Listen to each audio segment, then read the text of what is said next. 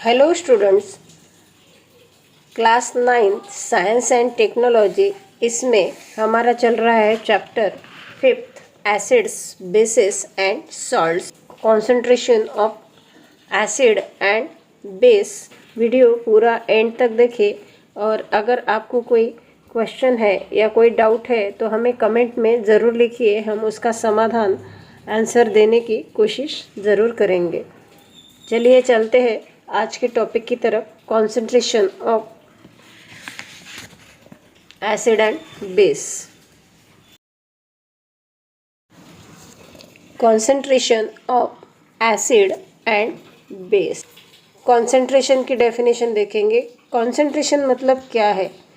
The proportion of a solute in a solution is called the concentration of the solute in the solution. Solute का जो solution में proportion है उसे ही concentration of the solute in the solution कहा जाता है। अब ये सोल्यूट क्या है, सॉल्यूशन क्या है, ये हम आगे एक एग्जाम्पल लेके ज़्यादा क्लियर करेंगे। When the concentration of solute in its solution is high, it is called concentrated solution। जब सोल्यूट का कॉन्सेंट्रेशन सॉल्यूशन में ज़्यादा होता है, मतलब जो सोल्यूट की क्वांटिटी है वो जब सॉल्यूशन में ज़्यादा होती है तो वो जो सॉल्यूशन है वो बन जाता है कॉन्सेंट्रेटेड सॉल्यूशन।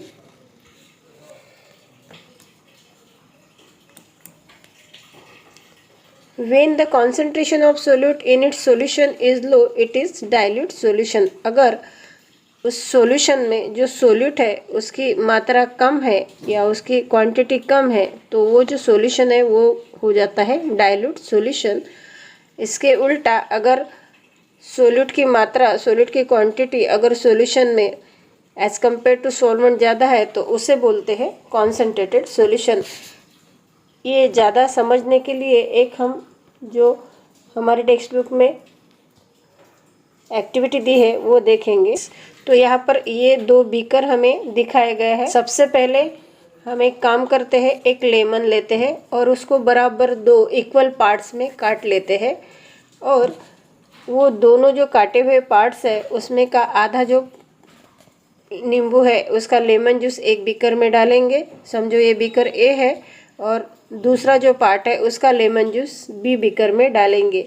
अब ये दोनों बीकर में हमें पानी मिलाना है, मतलब उसको सॉल्वेंट में हमने मिलाया है। तो इसमें जो पानी मिलाया वो था 10 ml और इस दूसरे बीकर में जो पानी मिलाया वो है 20 ml, मतलब इससे ट्वाइस क्वांटिटी में यहाँ पर पानी मिलाया है। तो पानी क्या है, यहाँ पर पानी जो है उसको बोलेंगे सॉल्वेंट और वाटर जो है वो यूनिवर्सल सॉल्वेंट है। वाटर को यूनिवर्सल सॉल्वेंट भी कहते हैं क्योंकि उसमें हर एक चीज़ डिज़ोल्व होती है। तो यहाँ पर हमने लेमन जूस की क्वांटिटी जो थी वो तो सेम ही थी और लेमन जूस को बोलेंगे यहाँ पर सोल्यूट और जो वाटर है वाटर को बोलेंगे सॉल्वेंट। और ये लेमन जूस और वाटर मिला के यहाँ पर बन गया सॉल्यूशन।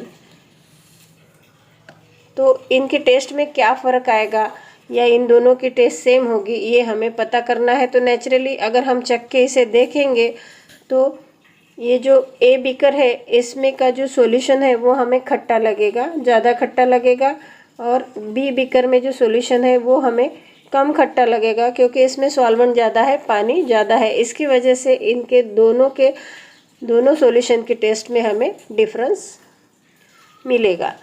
तो ये डिफरेंस क्यों है? तो इस टेस्ट में डिफरेंस होने की वजह क्या है? तो इनका जो रेशो है, जो सोल्यूट का रेशो है, जो क्वांटिटी ऑफ सोल्यूट है वो सॉल्यूशन में कितनी है उस पर डिपेंड होता है। अगर सोल्यूट का रेशो सॉल्यूशन में ज़्यादा है तो जो ये सॉल्यूशन मिला है हमको वो ज़्यादा सॉर रहेगा, खट्टा रहेगा। और इसमें अगर सोल्यूट की क्वांटिटी कम है और सॉल्यूशन ज़्यादा है तो ये लेस सॉर रहेगा। इसी तरह हम जो फूड खाते हैं उसमें भी जो सोल्यूट मिलाते हैं, जो उसका प्रपोर्शन है उस पे उन इंग्रेडिएंट्स जो मिलाते हैं उस पे उस फूड का टेस्ट डिपेंड होता है। तो एक बार फिर से ये याद रखो कि अगर सोल्यूट की मात्रा ज़्यादा है और सॉल्वेंट कम मात्रा में है तो सॉल्यूशन कॉन्सेंट्रेटेड है। और अब ये concentration of acid and base तो हमने देख लिया, लेकिन इसका कॉन्सेंट्रेशन कैसे एक्सप्रेस करते हैं उसके लिए कुछ यूनिट है। तो जनरली 2 यूनिट हम यूज़ करते हैं, एक है gram per litre. The mass of solute in grams dissolve in 1 litre of solution is called gram per litre. यहाँ पे क्या याद रखना है हमें कि मास ऑफ सोल्यूट का मास कितना है इन ग्राम्स। सोल्यूट का ग्राम्स में जो मास है वो जो 1 लीटर ऑफ सॉल्यूशन में डिजॉल्व हुआ है उसको बोलेंगे ग्राम पर लीटर। इसका जो रेशियो है ग्राम पर लीटर ऐसे इंडिकेट करते हैं। Then molarity, the number of moles of the solute dissolve in 1 litre of solution is called molarity of the solution. यहाँ पे यही फ़र्क है, यहाँ पर mass of solute in grams dissolve in 1 litre of solution बोला है। तो 1 लीटर ऑफ सॉल्यूशन तो कॉमन है, लेकिन यहाँ पे मास इन ग्राम्स है और यहाँ पे मोल्स ऑफ द सोल्यूट है। तो इसको इंडिकेट करते हैं एम से। इसको लिखने के लिए एक स्क्वायर ब्रैकेट का यूज़ किया जाता है। जैसे कंपाउंड का नेम जो है वो स्क्वायर ब्रैकेट में लिखते हैं। जैसे NaCl किताब में दिया गया है, NaCl equal to 1 means the molarity of the solution of common salt is 1 molar. इस तरह से उसे लिखते हैं। Complete the following table of the concentration of various aqueous solution। यहाँ पर जो टेबल है वो हमें कंप्लीट करना है। तो टेबल में सोल्यूट ABC और quantity of solute D and this formula is given. Volume of solution F से डिनोट किया है। कॉन्सेंट्रेशन ऑफ द सोल्यूशन यहाँ पे हमें ग्राम पर लीटर में और मोलैरिटी में निकालना है। तो यहाँ पर name, molecular formula, molecular mass मतलब म्यू। तो सबसे पहले हमें सोडियम क्लोराइड दिया है। सोडियम क्लोराइड का मॉलिक्यूलर फार्मूला है NaCl, जो हमारा रोज हम खाने में सॉल्ट यूज़ करते हैं उसका ही फार्मूला है NaCl। इसका मॉलिक्यूलर मास है 58.5 म्यू और ग्राम जो सोल्यूट की क्वांटिटी वो दी है 117 ग्राम। मोल है 2 मोल।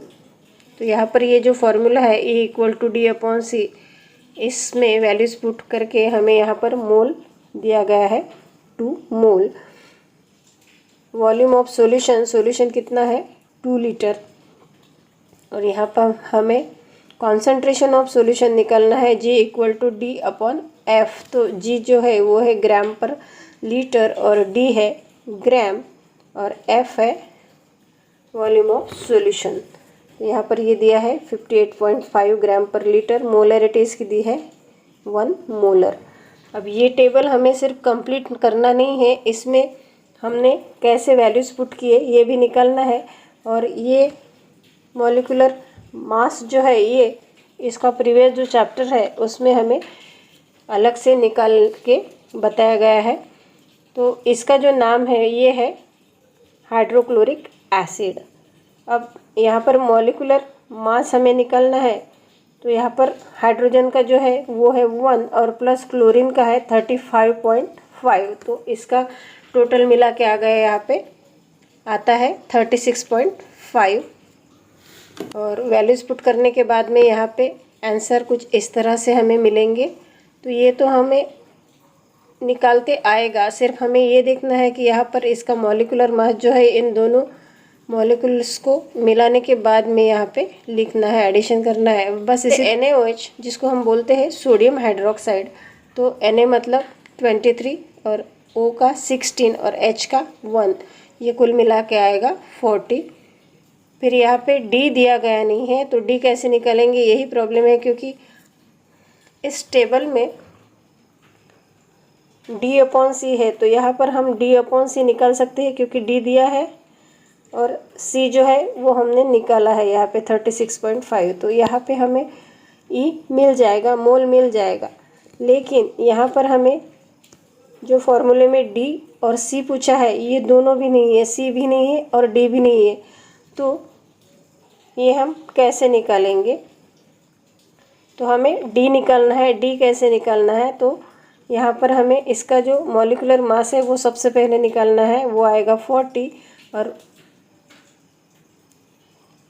इसका ई जो है ये है 1.5 और 1.5 एंड 40 का मल्टीप्लिकेशन करने के बाद में यहाँ पे आएगा 60। बाद में ये वैल्यूज़ हम निकाल सकते हैं कुछ